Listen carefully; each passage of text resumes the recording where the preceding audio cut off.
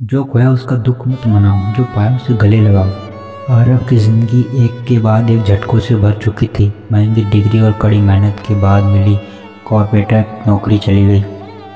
पिता का छोटा सा घर बेचकर उसने अपार्टमेंट लिया था, पर लोन के बोझ से खटखटाने लगा और जिस लड़की से वह 60 जन्म के सपने बुन रहा था उसी की शादी तय हो गई।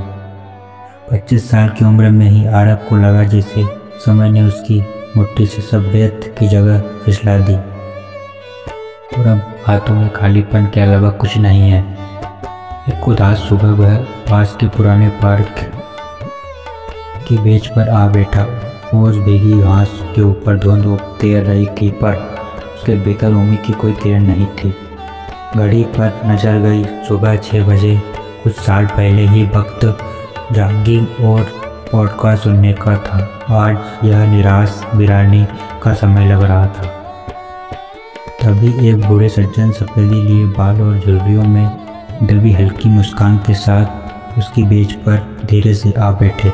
उन्होंने हाथ के पास से आप भाप उठती चाय की चुस्की ली और आरव को भरी आंखों से देख के पाया। बेटा, क्या खोया जो तुम इतना टूट गए हो? बुद्ध ने नम्र से पूछा। आरव ने थकी सी हंसी हारी और बोझिल कहानियों का पुलिंदा खोल दिया। नौकरी, घर, रिश्ते, सब कुछ जाता रहा।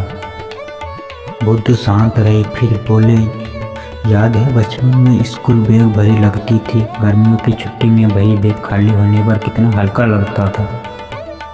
तुम्हारा मन भी बैग है। कुछ किताबें निकाल दी गई, अब खाली जगह है, उसे नई किताबें पढ़नी है। आरव चौका पर खालीपन दर्द देता है।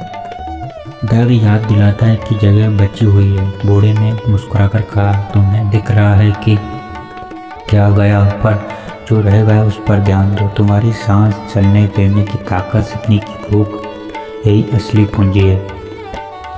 उन शब्दों का असर हुआ। आरव ने पहली बार गौर किया कि उसकी धड़कन अभी भी स्थिर चल रही है, फेफड़े अभी भी हवा ले रहे हैं। उसने आंखें बंद करी, लंबी सांस ली। हवा में मिट्टी और बैगन बेलिया की महक थी। उस दिन के बाद आरव ने अपने खाली बैग को भरना शुरू किया। पहला कदम लाइब्रेरी की सदस्य ली। हर शाम वह आत्मविकास और उद्भटता की किताबें पढ़ता। शब्दों ने उसके टूटे विचारों पर मरहम रखा और दिमाग में नए बीज बो दिए। दूसरा कदम सुबह की दौड़। पहले पैरों में दर्द हुआ, पर हर महीने पसीने की बूंद ने पिछली विफलता का दोष बाहर निकाल दिया।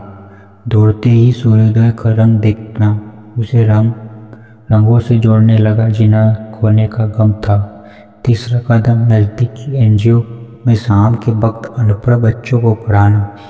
चुलबुले चेहरों की आंखों में चमक पैदा करते हुए उसने पाया कि वह एक खुद भी चमकने लगा। उन नन्ही सफलताओं ने दिल में भरोसे के नए पन्ने जोड़े। 4 महीने बाद उसने एक दोस्त के साथ मिलकर छोटी सी डिजिटल मार्केटिंग फर्म शुरू की। पुराने कॉर्पोरेट साधनों की जगह अब जुगाड़ था, पर जुगाड़ में जुनून की फूंक थी। पहला क्लाइंट मिलते ही आरव ने अपने बूढ़े सज्जन याद किया तथा मन ही मन धन्यवाद किया। कहा, उनका नाम पूछना भूल गया था, पर उनकी बातों ने मेरा जीवन का मोड़ दिया। 1 साल गुजरा। आरव की कंपनी ने 5 लोगों की टीम बना ली। 3 स्थायी क्लाइंट और स्थिर मुनाफा। एक दिन शहर के मोटिवेशनल सेमिनार में उसे यूथ इंप्रेशन के लिए बुलाया गया। विशाल ऑडिटोरियम में मंच पर खड़े होकर उसने माइक थमा दिया। भीड़ में कुछ चेहरे थके और झुलसे दिखे, अपनी पुरानी छवि के प्रतिबिंब जैसे। मैंने बहुत कुछ खोया है, पर बोला, पर समझा कि खाली जगह डरावनी नहीं, कीमती है। उसी जगह पर हम नए सपने बो सकते हैं। जो खोया उसका दुख मत मनाओ, जो पाया खुद को, अपनी सांसों को, अपने आर्च को, उसे गले लगाओ। यही नहीं शुरुआत होती है। तालिया की गर्जना में उसे लगा कि यूनिवर्स ने उसकी मनोवेदना का उत्तर दिया। उस रात घर लौटकर अपनी बालकनी में खड़े खड़े आसमान देखा। बिना बादलों का चांद मुस्कुरा रहा था। सचमुच अंत नहीं था, बस किताब का पन्ना पलट गया। आरव ने सांस भरी, बाहें फैलाई और वर्तमान को दिल से लगा लिया। जो खोया वो कहानी का बीता अध्याय था, जो पाया वही भविष्य की नई इबारत लिखने का कलम बना।